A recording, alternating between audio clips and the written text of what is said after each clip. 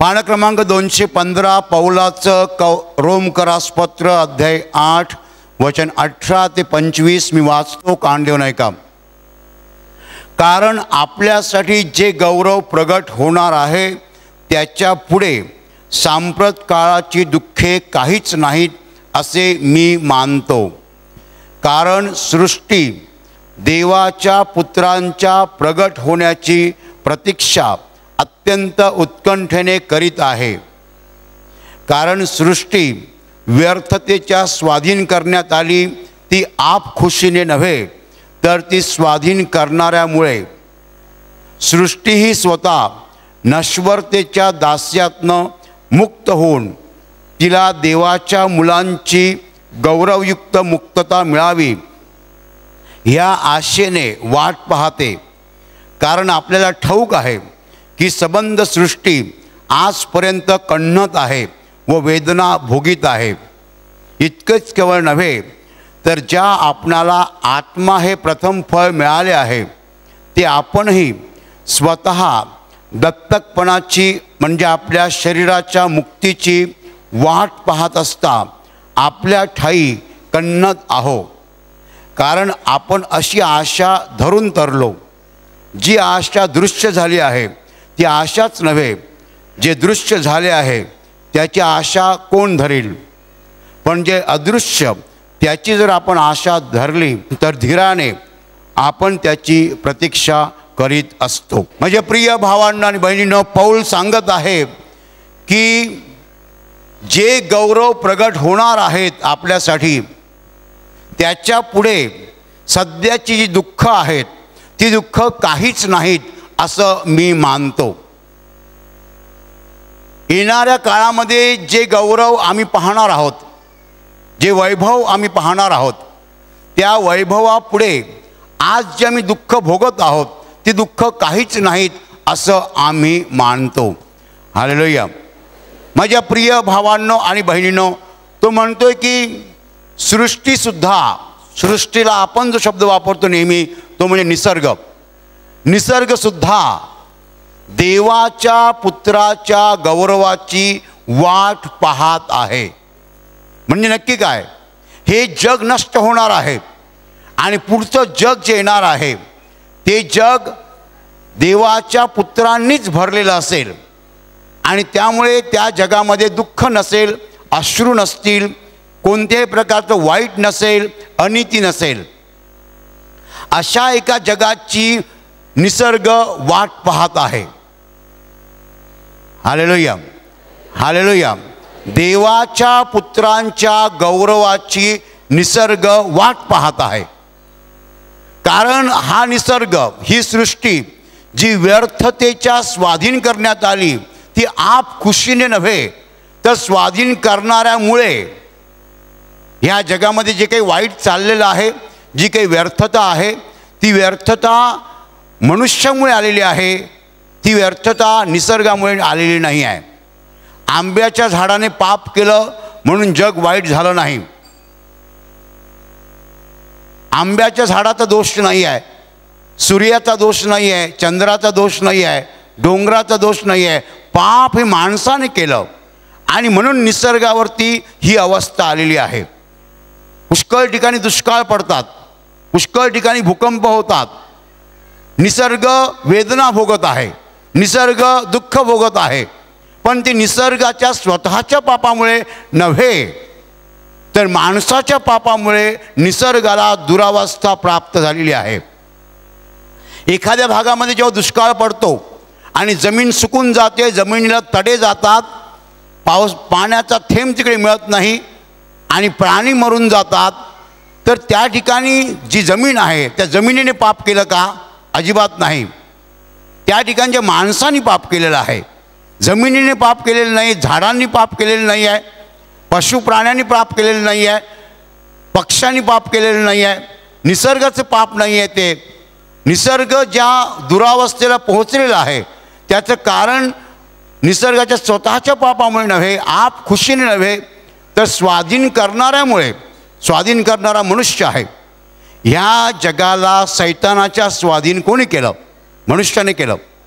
मनुष्य सैतानाचं ऐकायला लागला म्हणून संपूर्ण जग सैतानाच्या हातात गेलं. हालेलुया, हालेलुया, हालेलुया. माझ्या प्रिय भावांनो आणि बहिणींनो, पौल सांगत आहे की सृष्टी प्रारंभापासून कण्हत आहे आणि वेदना भोगत आहे. ह्या जगावरती जी काही संकट येतात, ज्या काही आपत्ती येतात, त्या आपत्ती माणसाच्या पापामुळे येतात आणि सृष्टीला मात्र भोगायला लागतात. जमिनीला जेव्हा तडे जातात, पाण्याचा थेंब नसतो, सगळं सुकून जातं, तेव्हा सृष्टीची अवस्था अतिशय वाईट होते. पण ही तिची अवस्था कशामुळे झाली? माणसाच्या पापामुळे झाली. Hallelujah, hallelujah. माझ्या प्रिय भावांनो आणि बहिणींनो, जेव्हा आदामाने पाप केलं तेव्हा देव आदामाला म्हणाला की तू आपल्या स्त्रीचे ऐकले आणि ज्या झाडाचे फळ खाऊ नको अशी मी तुला आज्ञा केली होती, त्या झाडाचे फळ तू खाल्ले, म्हणून तुझ्यामुळे भूमीला शाप आला आहे. तू आयुष्यभर कष्ट करून तिचा उपज खाशील. Hallelujah, hallelujah. देव काय म्हणाला की तू आपल्या स्त्रीचं ऐकलं आणि ज्या झाडाचं फळ खाऊ नको अशी मी तुला आज्ञा दिली होती, त्या झाडाचं फळ तू खाल्लं, म्हणून तुझ्यामुळे भूमीला शाप आलेला आहे. तू आयुष्यभर कष्ट करून तिचा उपज खाशील. घाम गाळून माणूस गहू पिकवतो, घाम गाळून माणूस तांदूळ पिकवतो, घाम गाळून माणूस ज्वारी पिकवतो. ह्याचं कारण काय? भूमी शापित आहे. भूमी शापित आहे. भूमीला शाप का आला? माणसाच्या पापामुळे आला. पहिलं पाप जे आदामाने केलं, परमेश्वराने सांगितलं होतं की मधल्या झाडाचं फळ खाऊ नकोस,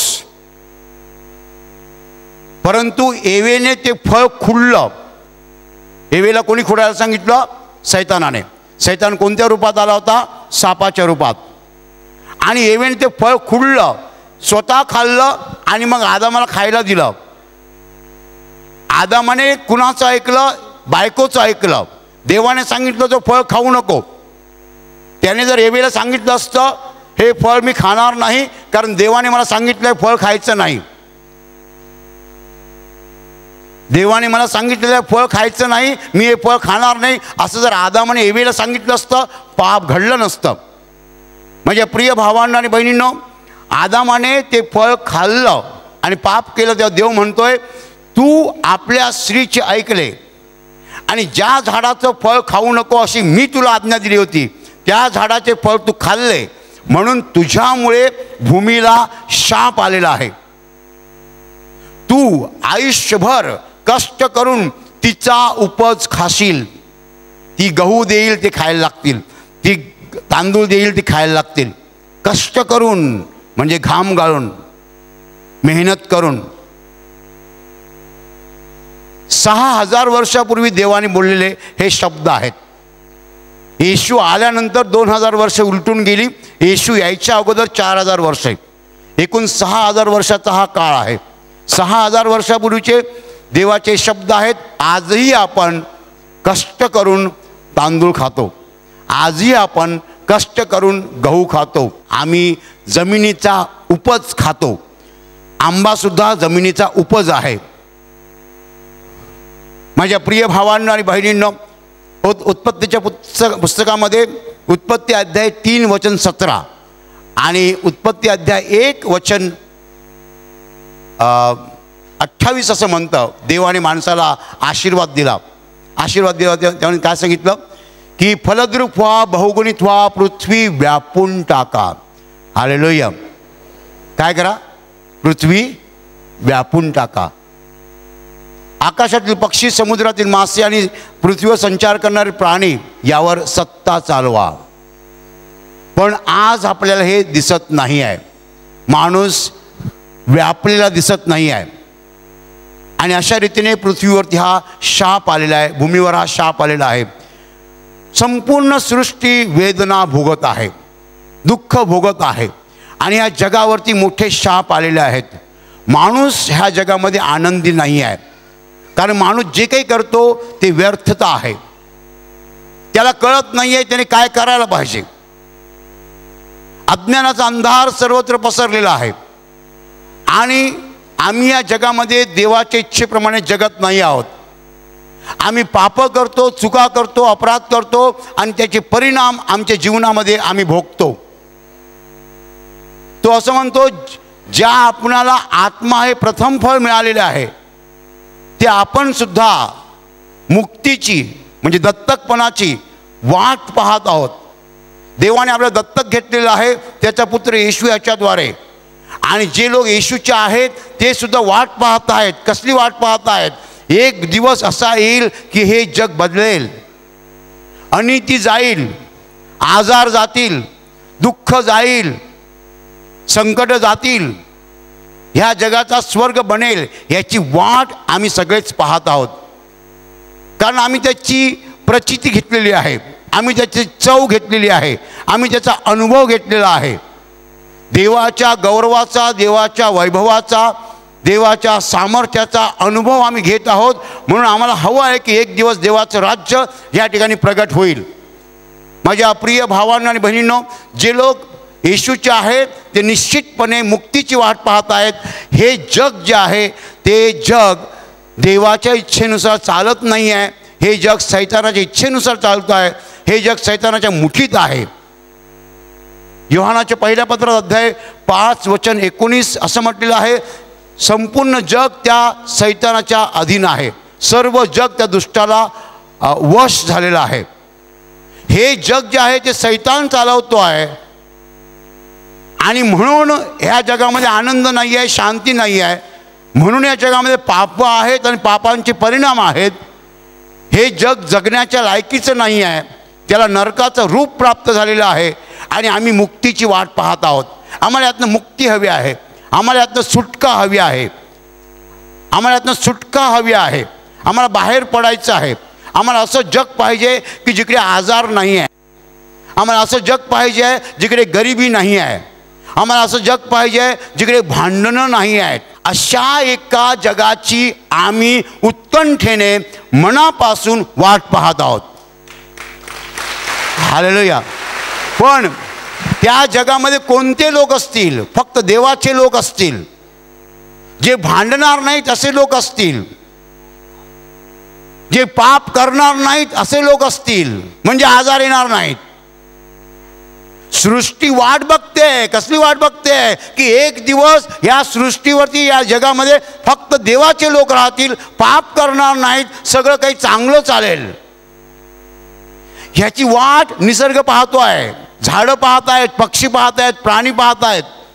ती वाट बघतायत की ही पापी माणसं कधी जातील आणि पवित्र माणसं इकडे कधी राहतील आणि जग कधी चांगलं होईल. सृष्टी वाट बघते आहे देवाच्या पुत्राच्या वैभवाची. हालेलुया, हालेलुया, हालेलुया. आज आम्हाला चांगलं बघायला मिळत नाही. याचं कारण असं की आमचं जीवन पापाने बरबटलेलं आहे. आम्ही देवाविरुद्ध वागतो, आम्ही देवाच्या आज्ञा मोडतो, आम्ही देवाला आवडेल असं जीवन जगत नाही आहोत. आणि म्हणून आमच्यामुळे सृष्टी भोगत आहे, सृष्टी वेदना भोगत आहे, सृष्टी दुःख भोगत आहे, सृष्टी वेदना भोगत आहे.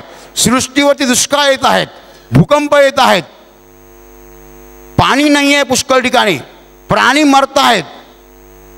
सृष्टीला त्रास होत आहे माणसाच्या पापामुळे.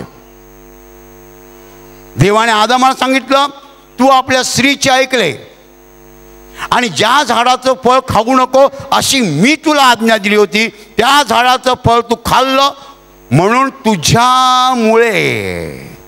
तुझ्यामुळे भूमीला शाप आला आहे. भूमी शापित आहे माणसाच्या पापामुळे. तू आयुष्यभर कष्ट करून तिचा उपज खाशील. आपण कसला उपज खातो? अन्न कोठून येतं? अन्न कोठून येतं? म्हणा खालून येतं, जमिनीतून येतं. आंबा जमिनीचा उपज आहे, चिकू जमिनीचा उपज आहे, कलिंगड जमिनीचा उपज आहे. पण आपल्याला ते सुद्धा मिळत नाही आहे. आपल्याला शेतातला उपज खायला लागतो, म्हणजे गहू, तांदूळ, ज्वारी, बाजरी, जव, ह्या गोष्टी मला खायला लागतात. माझ्या प्रिय भावांनो आणि बहिणींनो, तुझ्यामुळे भूमीला शाप आला आहे. आणि ही भूमी आणि हा निसर्ग, ही सृष्टी कण्णत आहे, वेदना भोगत आहे. ती वाट बघते. एक दिवस या पृथ्वीवर फक्त पवित्र माणसं असतील. कारण जर पवित्र माणसं इकडे जगली तर दुष्काळ येणार नाहीत. जर पवित्र माणसं इकडे जगली तर भूमिकंप होणार नाहीत. जर पवित्र माणसं इकडे जगली तर या जगाची दुरावस्था झालेली आहे, ती दुरावस्था होणार नाही.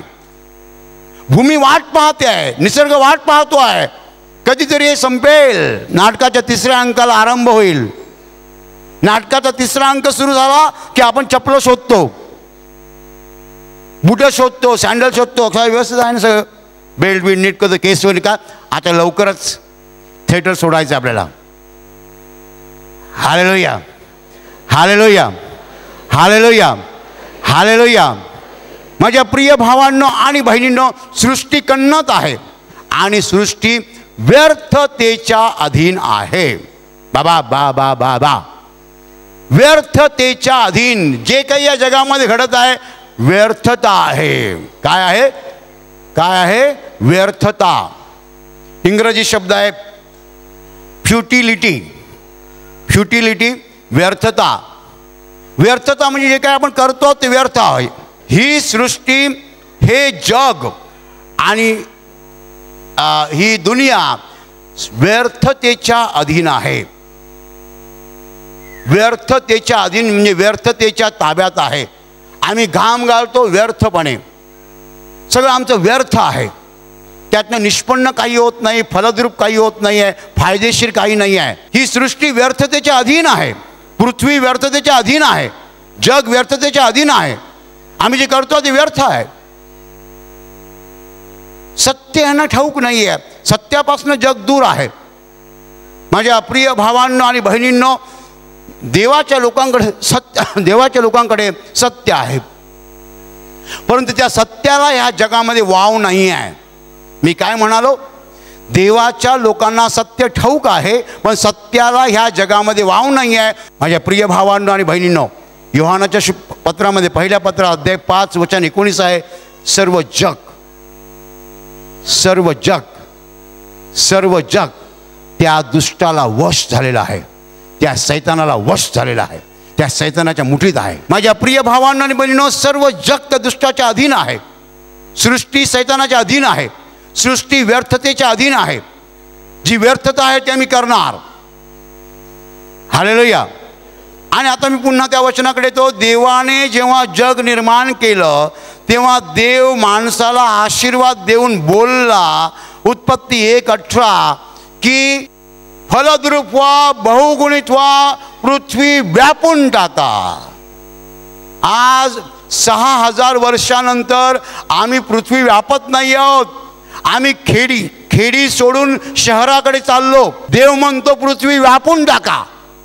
आम्ही पृथ्वी व्यापत नाही आहोत, आम्ही पसरण्याऐवजी जवळ येत आहोत. म्हणजे जग देव चालवत नाही आहे, सैतान चालवतो आहे. माझ्या प्रिय भावांनो आणि बहिणींनो, या जगाला शिकवणारा कोण आहे? देव? अजिबात नाही. या जगाचा शिक्षक कोण आहे? देव? अजिबात नाही. या जगाचा मार्गदर्शक आणि नियंता कोण आहे? देव? अजिबात नाही. सैतान. सर्व जग त्या दुष्टाच्या अधीन आहे आणि म्हणून हे जग व्यर्थतेच्या अधीन झालेलं आहे. माझ्या प्रिय भावांनो आणि बहिणींनो, ह्या जगाला शेवट आहे आणि देव हे जग मुक्त करेल. जे लोक मुक्ततेची वाट पाहत आहेत त्यांना देव मुक्त करणार आणि हे जग पूर्णपणे नीतिमानांच्या हातात जाईल.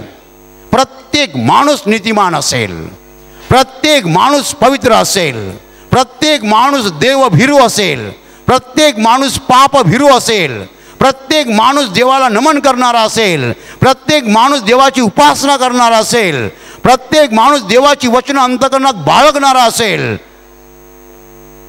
असं एक सुंदर जग अवतरणार आहे प्रगटणार आहे.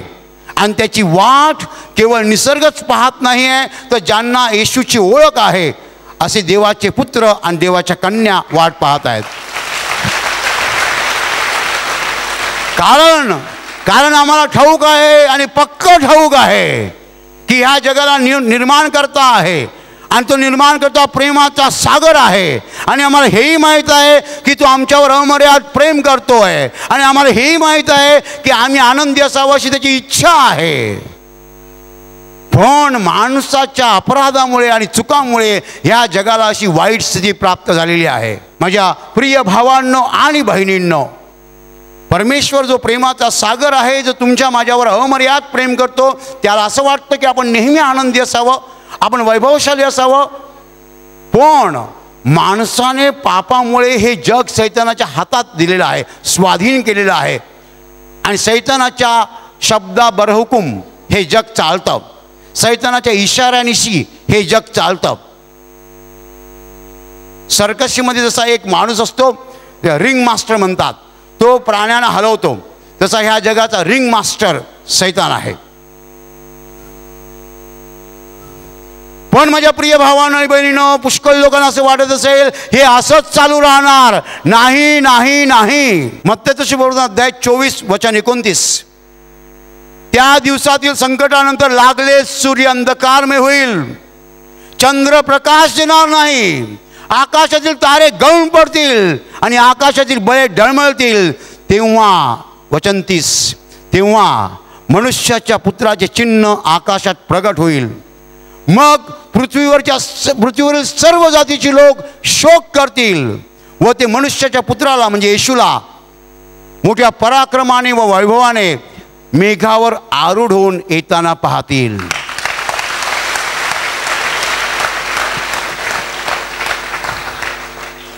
आणि मग तो आपल्या दिव्यदूतांना चहूकडे पाठवून ते पृथ्वीच्या एका सीमेपासून दुसऱ्या सीमेपर्यंत त्याच्या निवडलेल्या लोकांस गोळा करतील.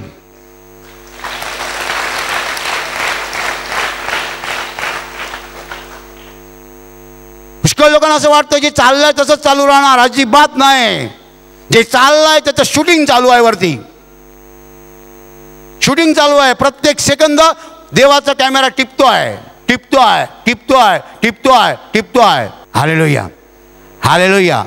जे काही या जगामध्ये घडत आहे त्याचा सेकंद आणि सेकंद परमेश्वर टिपत आहे. आणि देव म्हणतोय मी वाट बघतोय, धीराने सहन करतोय. पेत्राच्या पहिल्या पत्रात म्हटलेलं आहे कोणाचा नाश व्हावा अशी त्याची इच्छा नाही आहे, तर सर्वांनी पश्चाताप करावा अशी त्याची इच्छा आहे. हालेलुया. तुम्ही पाप करताना तुम्ही नरकात जावे अशी देवाची इच्छा नाही आहे. तुम्ही पश्चाताप करावा, देवाकडे क्षमा मागावी आणि स्वर्गात जावं अशी देवाची इच्छा आहे.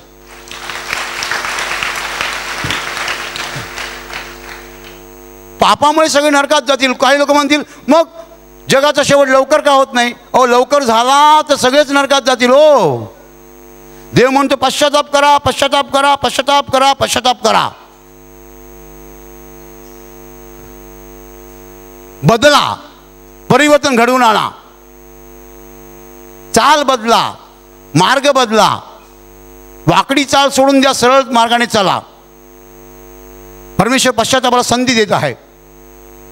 माझ्या प्रिय भावांनो आणि बहिणींनो, तुमच्या पुष्कळ लोकांना असं वाटत असेल की काय होणार, काय होणार, काय होणार. काही काळजी करू नका. जे होणार आहे ते अगोदर देवाने सांगितलेलं आहे. या जगाला फुल स्टॉप आहे, पूर्णविराम आहे. आणि हे जग बदलून देव नवीन जग निर्माण करेल, ज्याच्यामध्ये नीतिमान लोक राहतील, देवभिरू पापभिरू लोक राहतील. आणि त्यावेळेस सगळं सुंदर असेल. नवी सृष्टी मी निर्माण करतो, नवं जग मी निर्माण करतो, जिकडे देव हा राजा असेल, सैतानाला चान्स नसेल. सगळी लोक देवाचंच ऐकतील, सैतानाचं ऐकणार नाही. आणि देवराज्य इकडे अवतरेल, प्रगटेल. आणि त्या देवराज्यामध्ये अखिल मानवता आनंदाने, शांतीने, विकासाने भरून जाईल. अशा एका जगाची आपण आतुरतेने, उत्कंठेने वाट पाहत आहोत. केवळ आपणच नव्हे तर सृष्टी वाट पाहत आहे. म्हणून माझ्या प्रिय भावांनो आणि बहिणींनो, आपण आनंद केला पाहिजे. कारण जिवंत देवाची ओळख आपल्याला त्याचा पुत्र येशू ह्याच्याद्वारे झालेली आहे. आणि जेवढे लोक येशूच्या द्वारे देवावर विश्वास ठेवतात त्यांनी आनंद करायला पाहिजे, कारण त्यांचं स्वर्गातलं स्थान रिझर्व आहे, आरक्षित आहे. Your mansion in the heaven is already constructed. स्वर्गातला तुमचा महाल बांधला गेलेला आहे, तिकडे तुम्ही जाणार आहात. जर येशूच्या द्वारे तुम्ही देवपित्यावर जर विश्वास ठेवता तर निश्चितपणे तुम्ही स्वर्गात जाणार आहात.